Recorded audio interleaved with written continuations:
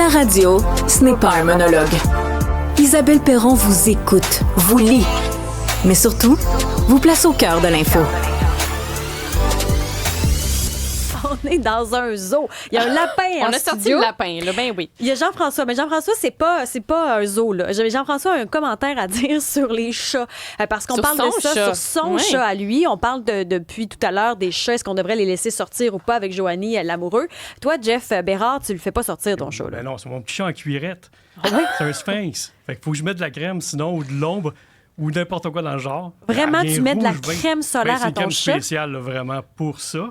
Mais sinon, elle veut pas rester à l'ombre, naturellement. Mais tu sais, elle va pas loin, là. Elle reste avec nous, là, sur le balcon. Une crème teintée pour avoir un beau teint? Oui, oui. Oui, c'est du cache-cerne de c'est sphinx. ça, là, pour qu'elle ait fière allure. Et c'est pas chic, par exemple. Tu sais, crémer ça, là, c'est comme une petite dinde, là. Fait que là, tu crèmes ça, puis elle veut rien savoir de porter un chandail ou un truc du genre. Puis elle aime le soleil. Tu sais, les félins, normalement, vont se cacher au zoo. Ben elle, c'est le contraire. Elle en veut encore plus, puis là, elle se cuit. Elle cuit carrément. Il y a de la viande blanche quand t'attrapes. C'est de la belle viande blanche, oui, c'est ça.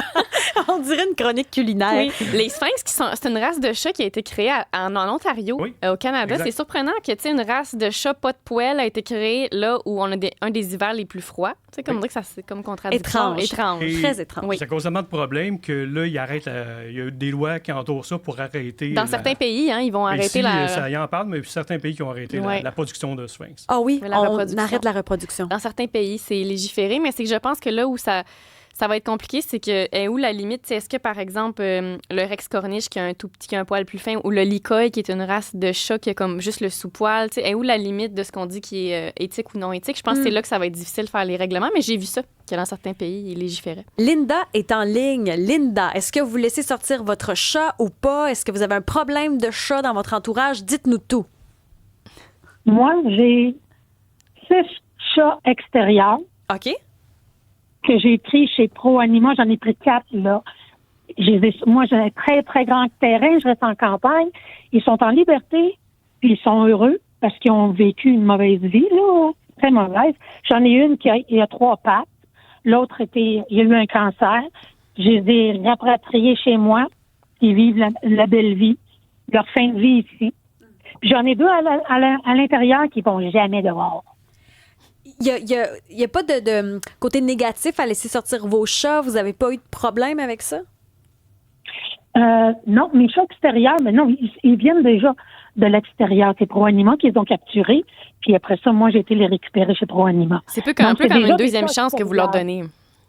Exactement. Puis des chats qui ont toujours vécu à l'extérieur, bien dur de rentrer ça à l'intérieur, là. C'est sûr. Ils veulent pas, là. Mais non, c'est des habitudes. Ils veulent pas. C'est ça. Puis ils sont en liberté. Ils se poussent pas, là. Ils sont tous là. Moi, je sonne la cloche le matin, ils viennent manger. Je sonne la cloche le soir, ils viennent manger. Ils viennent me voir. Ils viennent voir tout le monde, là. Ils sont en liberté, ils sont heureux. Bravo pour ça, parce qu'on en voit souvent adopter des chats, des chatons, pour s'en débarrasser au bout d'un an. Vous donnez une deuxième vie à ceux qui ont été un peu poqués de la vie pour leur permettre une belle fin de vie. Bien, bravo, merci de votre appel. On vous souhaite une belle journée. Il y a quelqu'un sur la messagerie texte qui dit qu'il est très interpellé par le sujet des chats parce que pour cette personne-là, elle aimerait des démarches auprès de la municipalité. Elle dit, je pense que dans la ville de Saguenay, il y a des règlements de la sorte pour que les propriétaires d'animaux soient responsables de la gestion. Elle dit, moi, j'ai pas de chat, j'en veux pas. Ça crée des dommages. Il y en a qui parlent d'uriner sur leur terrain, leur jardin, leur voiture. Il y en a que ça irrite. Est-ce qu'on pourrait justement voir à des règlements municipaux? On pourrait, puis je pense que c'est aussi beaucoup d'éducation au niveau de la population. Tu sais, comme on disait, il y a personne qui se pose la question si on laisse aller son chien le soir lousse ou sa vache le soir lousse. Là, tu sais, donc, je pense que ça rentre peut-être dans les esprits, mais il y a du chemin à faire. Puis oui, les municipalités pourraient, je pense, aider en encadrant un petit peu plus à ce niveau-là. Mais c'est pas évident parce que c'est... Comme à Montréal, il y a quand même beaucoup de gens qui laissent aller leurs chats dehors. Puis ça serait dur de juste dire, là, les chats vont plus dehors. OK, parfait, mais les chats errants, eux... Est-ce qu'on les élimine? À partir de quel moment le chat, il y a une petite carte d'identité qui dit qu'il est vraiment errant ou que quelqu'un le nourrit? C'est vraiment pas évident, là. Bien, c'est vrai de faire la distinction parce que sur le coup, on ne sait pas, il vient d'où. Rapidement, il nous reste pas grand temps, mais il y a Bruno, ma mère a 4 chats qui vont dehors.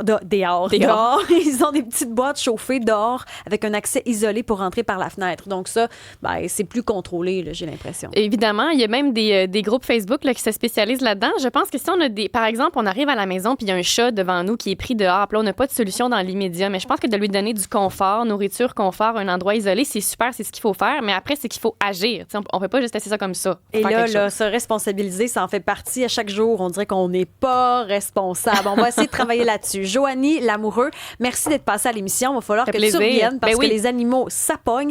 Jessica Giroux qui était derrière les platines. Il y a eu Marianne Bessette, Florence Lamoureux. Il y a JP, lui, c'est le suavemente de la gang. On a Maxime aussi qui est là. Il y a Jeff Bérard qui est venu faire son tour. Il y a Philippe, je sais pas pourquoi il est dans la régie, mais il est là. Fait qu'on le salue. Merci d'avoir été là. À demain, c'est Richard Martineau qui s'installe.